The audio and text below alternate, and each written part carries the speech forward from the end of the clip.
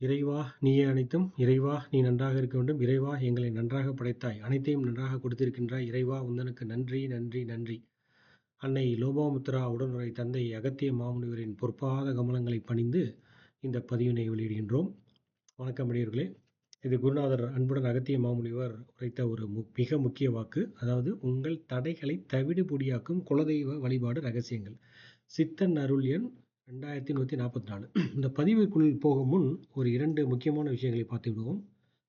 அனுதினமும் புண்ணியங்கள் செய்ய உங்களால் இயன்ற அன்னதானங்களை ஜீவராசிகளுக்கு செய்து கொண்டே இருங்கள், நலமே விளையும். சைவத்தை கடைபிடியுங்கள்.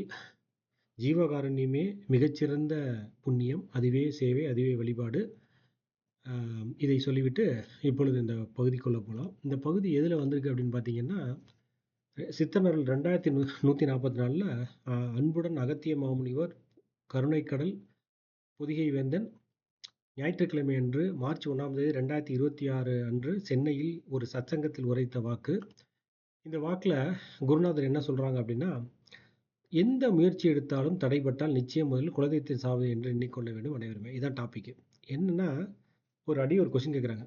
என்ன முயற்சி எடுத்தாலும் குருநாதா கருணைக்கடலே, என்ன முயற்சி எடுத்தாலும் எங்களுக்கு தடைபட்டிருக்குது, நாங்கள் என்ன தான் பண்ணுறது அப்படின்னு கேட்குறாங்க. அதற்கு பதிலளிக்கும் பொழுது குருநாதர் அன்புடன் அகத்திய மாமுனிவர் சொல்லுவது என்னன்னா, அப்பனே இதற்கு ஏது என்று புரிய, அப்பனே முயற்சிகள் அப்பனை தடைப்பட்டால் அப்பனே நிச்சயந்தனைகள் எவை என்றறிய முதலில் குலதெய்வத்தின் சாபமே என்று எண்ணிக்கொள்ள வேண்டும் அனைவருமே. அங்கே என்ன சொல்கிறாங்கன்னா, ஒரு காரியம் எடுக்கிறீங்க, அது தடைப்பட்டுச்சுன்னா எதை பற்றியுமே திங்க் பண்ணக்கூடாது, குலதெய்வத்தோட சாபம் அப்படின்னு முடிவு பண்ணிடணும். ஃபைலை வந்து க்ளோஸ் பண்ணிவிட்டு, ஓகே குலதெய்வத்தோட சாபத்தை நீக்கிறதுக்கு என்ன அப்படின்னு பார்க்கணும். இதுதான் வந்து அவங்க சொல்கிறாங்க.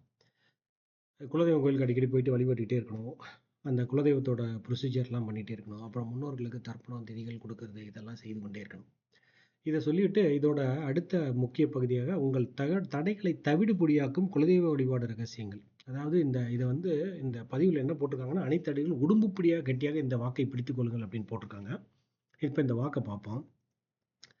இவை போக்க, அதாவது தடைகளை போக்க நிச்சயம் தண்ணில் கூட பின் குலதெய்வத்தின் அருகே சென்று நிச்சயம் தண்ணில் அங்கே பின், அதாவது சமைத்து நிச்சயம் பல மனிதர்கள் கூட பின், அதாவது நல்விதமாக எதை என்று அறிய பின் கொடுத்து பின் அங்கிருந்து நிச்சயம் சில பிரசாதங்களை, அதாவது இல்லத்தில் எடுத்து வந்து நிச்சயம் பிரசாதங்கள் நிச்சயம் அனுதினம் நிச்சயம் பூஜை செய்ய குலதெய்வத்தின் அருளாசிகள் கிட்டும். இப்போ அந்த தடைகளை விளக்குறதுக்கு என்ன முறைகள் குருநாதர் அன்புடன் அகத்திய மாமுனிவர் சொல்றாங்கன்னா, எல்லோரையும் அழைச்சிட்டு குலதெய்வ கோயிலுக்கு போயிட்டு குலதெய்வம் கோயிலில் வச்சு ஒன்றாக உட்கார்ந்து அனைவரும் சமைத்து அன்னங்கள் பரிமாறி குலதெய்வத்திற்கு வந்து விபூதி பிரசாதங்கள் அந்த மாதிரி எல்லாவற்றையும் படைத்து பயபக்தியோடு வழிபட்டு அந்த பிரசாதங்களை வந்து வீட்டுக்கு எடுத்துகிட்டு வந்து அந்த பிரசாதங்களுக்கு பூஜை பண்ணணும். இப்போ ஃபார் எக்ஸாம்பிள் குலதெய்வம் கோயிலேருந்து குங்குமம் கொண்டு வரீங்க அப்படின்னா, இல்லை விபூதி கொண்டு வரீங்க அப்படின்னா, அந்த குங்கும விபூதிக்கு அங்கிருந்து குலதெய்வத்தின் முன் வைத்து அர்ச்சனை செய்யப்பட்ட விபூதி குங்குமத்திற்கு பிரசாதத்திற்கு இங்கு நீங்கள் அதை தெய்வமாக, அதாவது உங்கள் வீட்டில் அதை குலதெய்வமாக நினைக்கிற மாதிரி நினச்சி அதுக்கு அனுதினமும் பூஜை செய்ய குலதெய்வத்தோட அருளாசியை அருமையாக கட்டி